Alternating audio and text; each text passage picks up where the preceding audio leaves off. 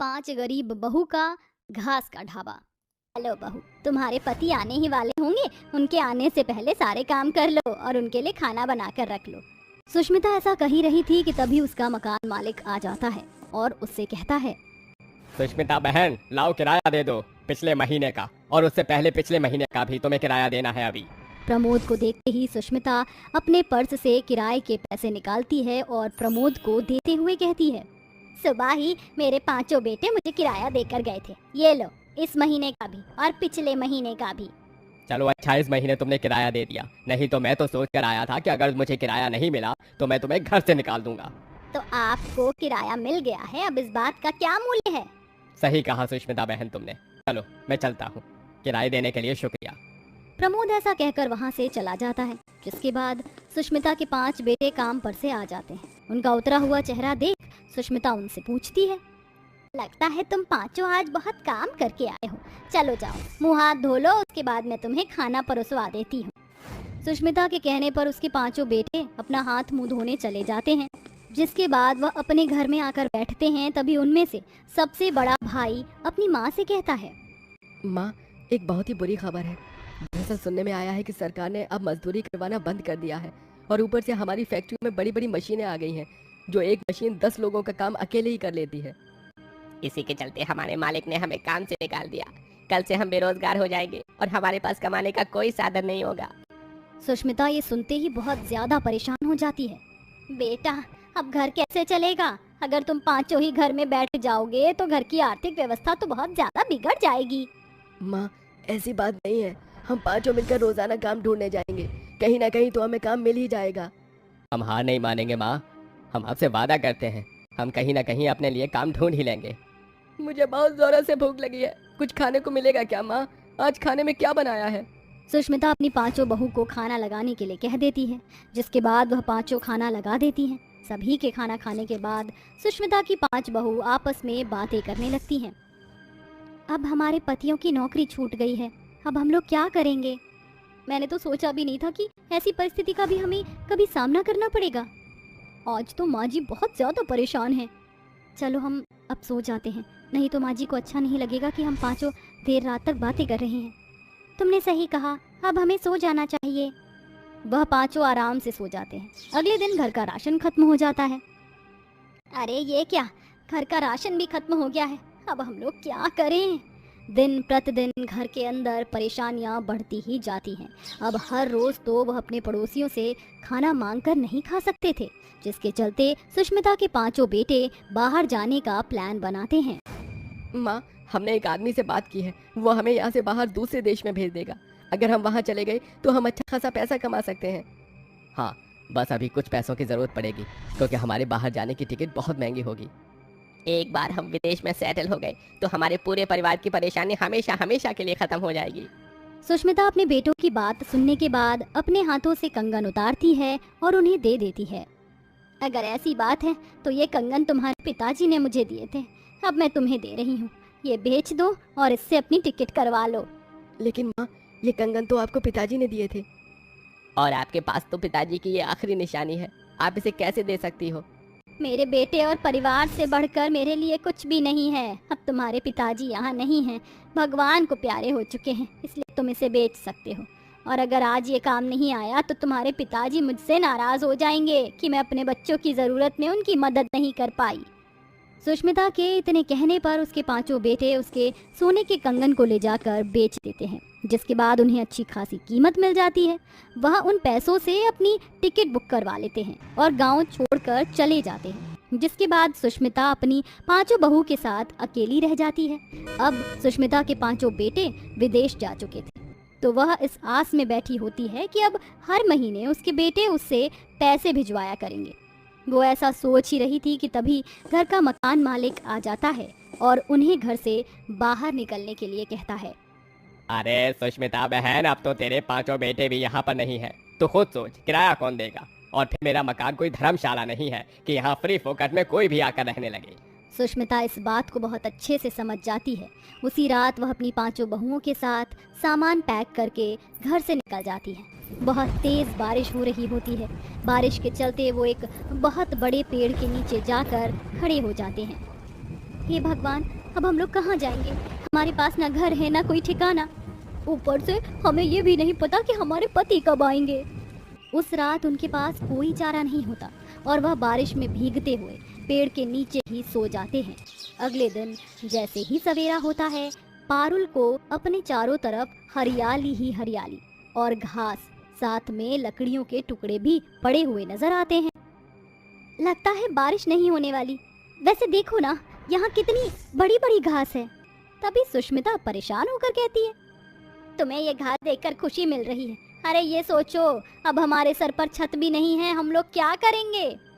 सुष्मिता की ये बात सुनते ही उसकी बहू श्वेता कहती है, अरे माँ जी, क्यों ना हम अपना खुद का कोई काम खोलें। जैसे हम कोई ढाबा चलाते हैं, उसमें हम अच्छा अच्छा खाना बनाएंगे और लोगों को बेचेंगे, और इसमें हम इन घास और लकड़ियों का इस्तेमाल करके अपना ढाबा बना सकते हैं। हाँ, श्वेता ने बिल्कुल सही कहा, इस घास से और लकड़ियों से हम एक ढाबा बना सकते हैं। सुष्मिता की पांचों बहू मिलकर वहाँ उग रही बड़ी बड़ी घास और लकड़ियों से घास का ढाबा बना देती हैं। लेकिन अब उनके पास उस ढाबे को चलाने के लिए एक भी पैसा नहीं होता जिससे वह कुछ खाने का सामान ला सके। मैं नहीं जानती कि ये चेन कितने की बिकेगी, लेकिन शायद ये सोने की चेन हमारी कुछ मदद कर सके। हम इसे बेच सकते हैं। सुष्मिता अपनी सोने की चेन बेच देती है, जिसके बाद उसे कुछ पैसे मिल जाते हैं। उन पैसों से वह राशन का सारा सामान ले आती है और ढाबा चलाना शुरू करती है। ढाबे का खाना बहुत स्वादिष्ट बनता है, जिसके चलते उनके ढाबे के बाहर बहुत बड़ी भीड़ इकट्ठी हो जाती है, जिसे देखकर सुष्मिता सोचती है, आखिरकार मेरी बहुओं की मेहनत कामयाब हो गई। मैंने तो सोचा भी नहीं था कि घास से बना हुआ ढाबा इतना फेमस हो जाएगा। पूरी मेहनत और लगन से दिन रात वह काम करते हैं, जिसके चलते वो अच्छा खासा पैसा कमाने लगते हैं। अब उनकी एक एक करके सभी परेशानियां दूर हो जाती हैं और वो अपना खुद का घर भी खरीद लेते हैं। वहीं जब सुष्मिता के पांचों बेटे विदेश से वापस खूब सारा पैसा लेकर लौटते हैं, तो वह अपनी पत्नियों की तरक्की को देखकर बहुत खुश होते हैं और उनके काम को आगे बढ़ाने में और पैसा लगाते हैं। इसके बाद वह सभी एक साथ एक बड़े से ढाबे को चलाना शुरू कर देते हैं और अपने जीवन में खुशी। विधवा लावण्या ने हॉस्पिटल में एक प्यारे से बेटे को जन्म दिया था। वहीं उसकी दोनों विधवा देवरानी करिश्मा और शालिनी भी थी, जो कि छोटे बच्चे को देखकर बहुत खुश थी। और वहीं लावण्या के सास ससुर भी थे, जो रोते हुए कहते हैं, अजी आप देख रहे हैं ना, काश हमारा विवेक बेटा होता। अपने बेटे को गोद में लेकर बहुत खुश होता और दोनों छोटे बेटे अपने भतीजे को गोद में खिलाते। हाँ, पर भगवान ने हमें इतना अच्छा नसीब नहीं दिया। पहले तो गरीब बना दिया, उसके बाद हमारे तीनों बेटों को हमसे छीन लिया। बहुत याद आ रही है मुझे उनकी। मोहनदास अपने तीनों बेटों के लिए रो रहा था, क्योंकि कुछ महीनों पहले उसके तीनों बेटे हादसे में गुजर गए थे। पर तभी अचानक से उसके तीनों बेटे हॉस्पिटल में आ जाते हैं। ये देखकर घरवाले दंग रह जाते हैं। हे कृष्ण भगवान, मेरे तीनों बेटे मेरी आंखों के सामने हैं, ऐसा कैसे हो सकता है? आखिरकार इतने समय से अर्चना और मोहनदास के गायब तीनों बेटे वापस कैसे आ सकते थे? मतलब एकदम से वक्त बदल गए, जज्बात बदल गए। आखिर इस अचंभित दृश्य की पूरी हकीकत क्या थी? ये जानने के लिए हमें कहानी को शुरू से जानना होगा। जहां अर्चना और मोहनदास एक मध्यम वर्ग के परिवार से थे, जहां उन्होंने अपने तीनों बेटे विवेक, गौरव, सात्विक की शादी अच्छे घर की लड़की लावण्या, करिश्मा, शालिनी से की थी। तीनों बहू बहुत सुंदर, सुशील और सहनशील थीं, जिन्होंने आते ही अपने ससुराल की सारी जिम्मेदारी संभाल ली थी। ऐसे ही शाम के वक्त तीनों बहू रसोई में खाना बना रही थी। अरे वाह बहू, खुशबू तो बहुत अच्छी आ रही है। क्या बना रही है मेरी तीनों बहुएं आज डिनर में? माँ जी, मैं कोफ्ती बना रही थी और करिश्मा आटा गूंद रही थी, वो रोटी डाल देगी। आप बता दीजिए, पूरी बनाऊं या रोटी? ऐसा कर, पराठे बना ले। और छोटी बहू, तू क्या बना रही है? माँ जी, मैंने पनीर की भुजिया बनाई है, पराठे के साथ और भी ज्यादा अच्छी लगेगी। और मीठे में शाही टुकड़ा बना रही हूँ। अरे वाह, आज तो सब खाने से खुश हो जाएंगे। चल, मैं पूजा कर लेती हूँ, तुम काम खत्म करो अपना। फिर अर्चना पूजा करने चली जाती है। कुछ देर बाद सब खाना खाते हैं और सास ससुर तीनों बहुओं के बनाए खानों की तारीफ करते हैं। इतने में तीनों बेटे अपनी पत्नियों को सुंदर सा तोहफा देते हैं और उन्हें अंगूठी पहना देते हैं, जिसे देखकर सास ससुर ताली बजाते हैं। अरे वाह बच्चों, बहुत बढ़िया। ऐसे ही हंसी खुशी वक्त गुजरता है, पर अचानक से तीनों बेटों की नौकरी छूट जाती है। घर के हालात बदतर होने लगते हैं और आसपास उन्हें कहीं अच्छा काम नहीं मिलता है। फिर घर को बेचकर तीनों बेटे एक फैक्ट्री खोलते हैं जो कि ठप पड़ जाती है और अब वो टूटे फूटे मकान में रह रहे थे। इसी के साथ बड़ी बहू लावण्या गर्भवती हो जाती है। फिर सब उसका ख्याल रखने लगते हैं। चलो, इस दुख के पहर में खुशी की एक किलकारी तो आने वाली है। अच्छे भले घर से अब हम टूटे फूटे मकान में आ गए हैं। पता नहीं ये बुरा समय कब खत्म होगा। पापा जी, आप चिंता मत कीजिए, सब ठीक हो जाएगा। पैसे लगा कर भी देख लिए, हम तीनों की वजह से आप सबको घर से बेघर होना पड़ा, लेकिन अब हम किसी दूसरे शहर में काम करने जाएंगे। आप बिल्कुल ठीक कहते हो भैया, लेकिन हमें शहर जाने की ज़रूरत नहीं है। मेरा एक दोस्त है, मैंने उससे बात की थी, वो सऊदी अरब में किसी इंडस्ट्री में बुलाना चाहता है एज अ वर्कर। तो ठीक है, वहीं चलते हैं। कब निकलना है? मैं आपको बताने ही वाला था, उसने कल ही हमें बुलाया है। ठीक है। खाने का समय हो गया है, खिचड़ी और प्याज है, आप सब हाथ मुंह धो लीजिए। खाना खाने के बाद सब सो जाते हैं। अगले दिन तीनों बेटे सामान बांध कर निकल रहे होते हैं। अच्छा, अब हम तीनों के जाने का समय हो रहा है। लावण्या, अपना और हमारे बच्चे का ख्याल रखना, हम जल्द ही आ जाएंगे। जी, आप सब हैं ना मेरा ख्याल रखने के लिए। फिर तीनों भाई अपने दोस्त के साथ एक बंदरगाह पहुंचते हैं, जहां उन्हें सऊदी अरब एक बड़े से शिप में जाना था। तभी तूफान के चलते एक बड़ा जहाज पानी में डूब जाता है, जिससे काफी लोग मर जाते हैं। ये न्यूज़ हर चैनल पर दिखाई जाती है और जैसे ही उन तीनों के घर वालों को ये पता चलता है, वो बिल्कुल टूट से जाते हैं। नहीं नहीं, ऐसा नहीं हो सकता। हमारे पति हमें छोड़कर नहीं जा सकते। अभी तो हमारे बच्चे को भी इस दुनिया में आना था। हे भगवान, तूने हमसे सब कुछ छीन लिया। क्यों, आखिर क्यों भगवान? तीनों बहू गहरे सदमे में थी। वहीं अब घर चलाने के लिए पैसे भी खत्म हो चुके थे, तो दोनों देवरानी किसी के घर नौकरानी का काम करती हैं, तो छोटी वाली दर्जी की दुकान पर कपड़े सिलती है और बड़ी बहू का ख्याल सास ससुर रखते हैं। ऐसे में बारिश के मौसम में घर में पानी भर गया था। ओहो, अब तो छत भी टपकने लगी है। लावण्य बहू के लिए ये ठीक नहीं है। कितनी फिसलन हो रही है, मैं तो बाल बाल बची हूँ। अब माँ जी, टूटी दीवार और छत से हम अपेक्षा भी क्या कर सकते हैं। शालिनी, तुम यहाँ की सफाई कर दो, कहीं पापा जी ना फिसल जाएं। और आप सब मेरी चिंता मत कीजिए, मैं बिल्कुल ठीक हूँ। जी दीदी। ऐसा बोलकर शालिनी सफाई कर देती है। अगले दिन फिर से बारिश होती है।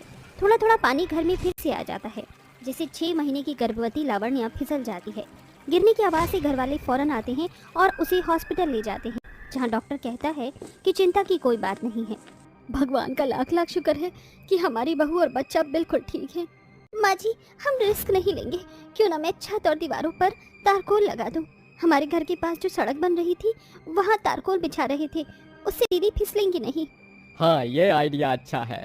फिर घर आने के बाद दोनों देवरानी सड़क निर्माणकर्ता की आज्ञा से थोड़ा थोड़ा तारकोल लेकर एक दिन छत और जमीन पर लगाकर सूखने के लिए छोड़ देती हैं।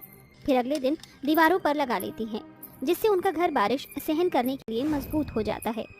बहू, घर तो बहुत मजबूत और अच्छा लग रहा है, पर काला काला अच्छा नहीं लग रहा है। क्यों ना हम रंग कर देते हैं, जिससे लावण्या बहू और बच्चे को अच्छा लगे। हाँ जना, ये ठीक रहेगा। फिर सास ससुर दोनों बहू के साथ मिलकर कुछ पैसों से रंग लाकर घर को रंग देते हैं। अरे वाह, हमारा तारकोल का घर तो बहुत अच्छा लग रहा है। कोई कह नहीं सकता कि ये उस चीज से बना हुआ है। शुक्रिया तुम दोनों का, जो तुमने मेरे लिए इतना किया। अरे दीदी, इसमें शुक्रिया कैसा? तभी 4-5 पड़ोसी आकर उनके घर को निहार कर कहते हैं, अरे मोरी मैया, अर्चना, तुम्हारा घर तो बड़ा सुंदर लग रहा है। हाँ, मेरी बहू ने तारकोल से मजबूत जो कर दिया है। अरे बहन, हमारा भी कर दो, हम तुम्हारी बहू को पैसे दे देंगे। हमें भी बारिश की बहुत परेशानी हो रही है। ठीक है, मेरी बहू कर देगी। फिर दोनों देवरानी उन 4-5 पड़ोसियों के घर को भी तारकोल कर देती हैं, जिससे उनकी 20-25 हजार की कमाई हो जाती है। और कुछ समय बाद लावण्या बहू की डिलीवरी होती है, जहाँ घर के सभी लोग मौजूद थे। तभी भावुक होकर अर्चना और मोहन कहते हैं, अजी आप देख रहे हैं ना, काश हमारा विवेक बेटा होता तो अपने बेटे को गोद में लेकर बहुत खुश होता, और दोनों छोटे बेटे अपने भतीजे को गोद में खिलाते हैं। हाँ, पर भगवान ने हमें इतना अच्छा नसीब नहीं दिया। पहले तो गरीब बना दिया, उसके बाद हमारे तीनों बेटों को हमसे छीन लिया। बहुत याद आ रही है मुझे उनकी। आज उनकी बहुत याद आ रही है। विवेक की तरह ही लग रहा है हमारा बेटा भी। दीदी, आप परेशान मत होइए, क्यों ना हम बच्चे का नाम भी जेठ जी के नाम पर रख दें। ये तो बहुत अच्छी बात है कि मेरे बेटे का नाम मेरे जैसा है, छोटा विवेक। हाँ, तभी घर के सभी लोग अपने तीनों बेटों को जिंदा देखकर अचंभित रह जाते हैं। अर्चना के तो आंखों से आंसू निकल आते हैं। वो अपने बेटे को गले से लगा लेती है। हे कृष्ण भगवान, मेरे तीनों बेटे मेरी आंखों के सामने हैं। ऐसा कैसे हो सकता है, मुझे बताओ ना। माँ, हम भगवान की दया से बच गए। हमारा जहाज पानी में डूब गया था तो सऊदी अरब के कुछ लोगों ने हम तीनों भाइयों को बचा लिया। उतने समय से हम वहीं पर ही काम कर रहे थे। उन्होंने ही कहा कि अब तुम्हारा बच्चा होने वाला है, तुम्हारे घर वालों को तुम्हारी ज़रूरत होगी, तो हम तीनों यहाँ पर आ गए। और अब आपको इस तरह परेशान रहने की ज़रूरत नहीं है। हमारे पास इतने पैसे हैं कि हम एक नया घर लेकर आराम से रहेंगे। सच? ये तो बहुत अच्छी बात है। मैंने आपको बहुत याद किया विवेक। देखना, भगवान के घर में देर है पर अंधेर नहीं। हमारे तीनों बच्चे हमारे सामने हैं। इस तरह गरीब परिवार के घर में खुशियों की बौछार आ जाती है। विवेक अपने बेटे के साथ खेलता है और सब अपने नए घर में खुशी खुशी रहने लगते हैं।